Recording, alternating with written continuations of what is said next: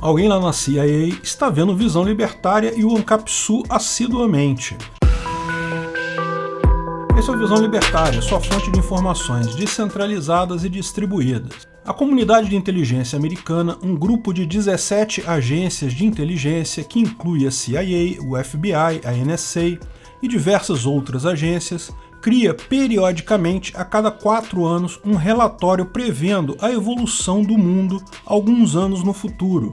Lógico, não se trata de previsão com bola de cristal, mas apenas da projeção e identificação de tendências no futuro, dados os acontecimentos atuais. No relatório apresentado este ano, em março de 2021, pinta-se um quadro sombrio para o governo americano e para governos do mundo todo. Mas eu, de fato, vi um lindo mundo anarcocapitalista surgindo nessas previsões. Mas antes de entrar nas previsões de 2021 para 2040, é interessante ver os relatórios passados. Esse já é o 7º relatório. Isso tem alguma substância? Ou é apenas um monte de burocratas chutando coisas aleatórias para ticar atividades na to-do list deles? Bom, certamente é um monte de burocrata ticando atividade na to-do list deles, mas a dúvida continua. Conseguem gerar algo de valor ou não? O relatório anterior foi liberado em janeiro de 2017 e se chamava Global Trends Paradox of Progress, ou seja, Tendências Globais, o Paradoxo do Progresso. Ao contrário do relatório lançado este ano, que fixou a data de 2040, o anterior não estipulava uma data para suas previsões, apenas buscava apontar tendências do futuro. Começava alertando que estamos vivendo um paradoxo. A revolução da informação estava mudando o mundo de forma muito significativa, o que poderia trazer mais incerteza, mas também mais oportunidades para o mundo.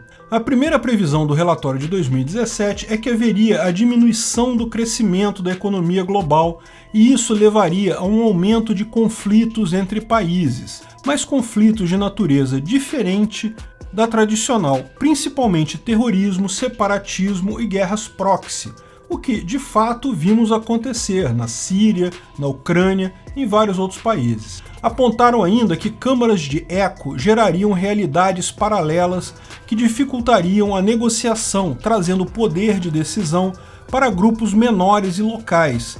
Isso poderia gerar a radicalização de vários grupos políticos domésticos e internacionais. Acertaram novamente. Mas, seguindo as previsões do relatório de 2017, estados vão continuar relevantes, diziam eles. A China e a Rússia vão ter papel cada vez mais importante na geopolítica mundial. Essa era fácil de prever, né? Esses países já vinham num aumento significativo de importância em 2017. De qualquer forma, eles acertaram. Além disso, esperavam cada vez mais imigração, pessoas buscando melhores oportunidades e aumentando a competição pelo emprego, trazendo mais dificuldades para o Estado. Segundo eles, havia 3 cenários possíveis para os anos seguintes. Novamente, lembre-se, estamos falando de um relatório de 2017. No primeiro cenário descrito, chamado Ilhas ou Island, os países passariam a se fechar em nacionalismo, evitar comércio exterior e buscar o protecionismo cada vez mais.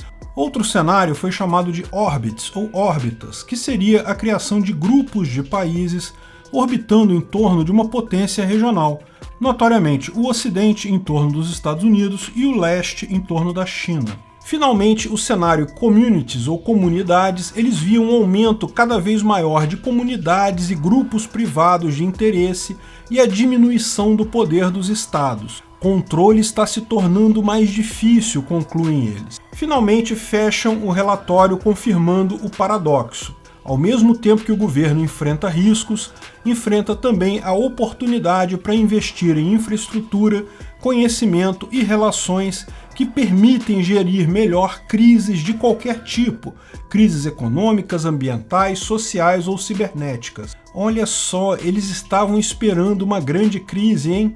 Isso seria a parte central do quebra-cabeça deles de como juntar esses muitos interesses individuais, coletivos e nacionais de forma a gerar segurança, prosperidade e esperança. Que tipo de crise poderia unir tantos interesses, não é mesmo? dá para ver por que a pandemia foi adotada tão rapidamente por políticos socialistas no mundo todo, inclusive nos Estados Unidos. Resumindo, o relatório de 2017 parece apontar para muitas coisas que eu já disse aqui no canal. Foi feito certamente só para ticar a tarefa, mas acabou sendo bem feito. Vamos ver o novo relatório, que se chama Global Trends 2040, A More Contested World, ou seja, Tendências Globais 2040, um mundo mais disputado, que foi lançado agora em março de 2021, prevendo o mundo em 2040. O que essa turma de burocratas resolveu fazer para justificar o salário nababesco deles? A mudança de tom é clara, um futuro mais disputado, ou seja, se o passado era um paradoxo, poderia ir para o bem ou para o mal, claramente na visão deles o mundo foi pelo pior caminho. Veja, é preciso entender que eles estão falando pelo Estado, eles são estatistas. Eles estão vendo esse mundo sombrio para eles. Para nós libertários, a visão é o contrário. Nós sabemos que o Estado caminha para a ruína completa dessas estruturas de poder em poucas décadas. Para quem está ligado ao Estado, lógico, isso vai ser um problema. Mas não tenha dúvidas, é o caminho do ancapistão. Nós já fizemos vídeos aqui no canal explicando isso. Lógico, eu estou brincando ao dizer que eles assistem ao canal e copiaram minhas previsões, porque, na verdade, o ponto central aqui é o que eu tenho afirmado. Essas opções de fim do Estado não é algo tão controverso, não. A ideia do custo de transação que eu expliquei no vídeo, porque o Estado vai desaparecer, é teoria econômica básica e já tem vários papers derivados dessa ideia apontando para essa possibilidade. Se não o fim completo do Estado, a diminuição expressiva do poder deste. Veja o que diz esse relatório do Global Trends na parte das dinâmicas emergentes. A diminuição do crescimento econômico e ganhos em desenvolvimento humano vai levar a grandes segmentos da população a se sentirem menos seguros sem confiar em instituições como o governo. Sim, é lógico que um relatório deles não iria levantar as razões reais. A diminuição do custo de transação naturalmente faz com que pessoas que confiam no governo percam dinheiro e pessoas que contornem o governo tenham vantagem econômica no longo prazo com muito menor possibilidade de retaliação violenta do governo. E eles seguem. Pessoas estão gravitando em torno de grupos com pensamento similar. O que, eles dizem mais adiante, é um desafio para a democracia.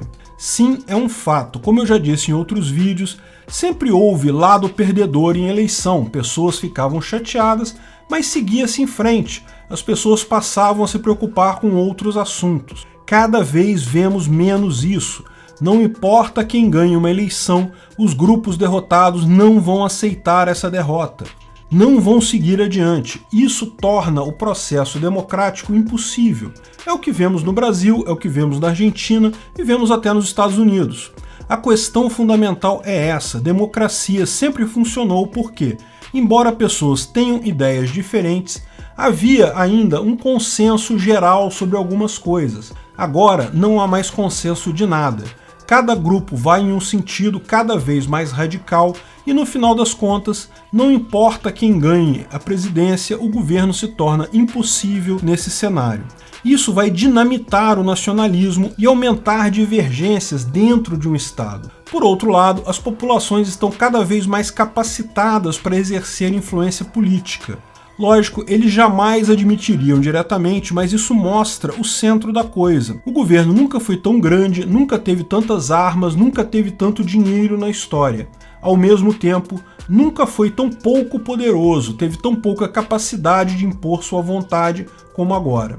Pode-se ver o quão preocupado está o relatório em esconder suas reais preocupações que, em momento algum, as palavras Bitcoin ou cripto são ditas nele. E, queira você ou não, se tratam das maiores revoluções nessa área que impactam toda a sociedade humana.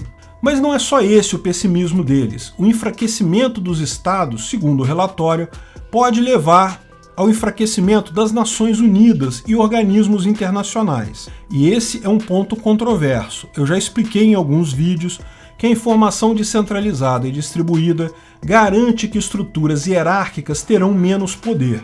Mas é um fato que muitos líderes mundiais muitas vezes veem a globalização total, um governo mundial, como uma saída. Uma saída para um desafio que estamos claramente enfrentando, a fragmentação do ordenamento jurídico, que tende a se acentuar cada vez mais. O que significa isso? Bem, por que as leis são feitas por territórios? Por que o Brasil tem a lei dele, os Estados Unidos tem a lei dele, a China tem a lei dela? Porque a maior parte das relações interpessoais e, portanto, dos conflitos se dá em um mesmo território definido. Isso facilita a aplicação da lei. As leis criminais são as mesmas em todo o Brasil, por exemplo. À medida que as pessoas começam a fazer negócios com mais empresas no exterior, compram coisas da AliExpress, contratam data centers nos Estados Unidos, prestam serviços para empresas europeias, mesmo morando no Brasil, você acaba tendo a situação em que as relações não obedecem mais à lógica espacial. Já existem leis diferentes imperando nessas relações. Isso significa que a lei nacional perde força. Para este problema, existem duas soluções: o anarcocapitalismo, na forma da sociedade de leis privadas, ou o governo global, com um ordenamento jurídico único. Muitas pessoas, principalmente os socialistas, buscam por essa segunda opção, mas, como eu já expliquei, pelo motivo da ineficiência econômica, a solução fatalmente será a primeira, a sociedade de leis privadas. Caso você não saiba o que é a sociedade de leis privadas, veja o vídeo O que é a sociedade de leis privadas lá no canal Ancapsu Classic. E o relatório dos caras concorda comigo. Mas isso não é uma imagem bonita no médio prazo e eu concordo com eles. Como eles dizem, no final isso vai levar a conflitos bélicos, talvez nucleares, entre países. Eles apontam que é inevitável a proliferação de armas nucleares devido à facilidade da disseminação de informação e tecnologia, ao passo que estados acuados por divisões internas tendem à guerra. A guerra é sempre uma ótima saída para um governante impopular, um governante que precisa buscar a união nacional. O mais curioso do relatório são os cenários de futuro que ele vislumbra. Ele vislumbra 5 no total. O primeiro é o renascimento da democracia. A união do mundo todo em torno do combate à Covid leva a um aumento da cooperação e união do mundo em torno disso nos 10 anos seguintes. Sim, esse é o sonho molhado dos socialistas. Parecem as mesmas palavras do Fórum Econômico Mundial na sua busca pelo grande reset mundial. Mas se você prestou atenção ao relatório deles, vê que esse ponto é um cenário sem sentido. Eles colocaram aqui apenas para ser um balizador do melhor cenário possível. O segundo ponto é o contraponto a este, é o que eles colocaram como o pior cenário possível na visão estatista deles. Eles basicamente descrevem a falência do Estado, pelo menos dos estados menos estruturados, e o fortalecimento de grupos de interesses locais e privados. Embora tratem isso como a pior situação, de fato, esse é o melhor cenário. A sociedade de leis privadas estaria a um passo. A partir daí, passam aos cenários que eles consideram realmente mais viáveis. O primeiro deles é o cenário de coexistência competitiva. Uma guerra entre Estados Unidos e China deixa o mundo dividido como uma guerra fria. O quarto cenário, silos competitivos, replica o cenário do relatório anterior, com grupos se organizando em torno de potências regionais relativamente independentes. O quinto cenário é curioso: tragédia e mobilização. Nele, uma grande tragédia se abate sobre o mundo em 2030, sendo necessário o esforço da sociedade para reconstruir o mundo e, com isso, unindo o mundo todo em um mesmo objetivo. Olha que lindo! Ficamos com dúvida até que ponto isso é uma previsão ou um planejamento. Até que ponto a Covid foi talvez um teste para esse evento 2030. Mas não importa, como já explicamos, a economia é o que gira o mundo. Embora governos tenham poder econômico hoje, estão prestes a perdê-lo. E isso vai mudar tudo. Obrigado pela audiência. Esse artigo foi sugerido por Ramon Gaut, escrito e narrado por Peter Turguniev. Esse vídeo foi um oferecimento de armataweb.com, cloud e serviços de data center, 100% de compromisso com a satisfação e privacidade dos clientes. Aceitamos Bitcoin, veja o link na descrição do vídeo. Se você gostou desse vídeo, clique no like e compartilhe ele em suas redes sociais. Se inscreva no canal para nos ajudar, clicando no botão vermelho abaixo. Se quiser ser avisado de novos vídeos, clique no sininho ao lado. Até a próxima!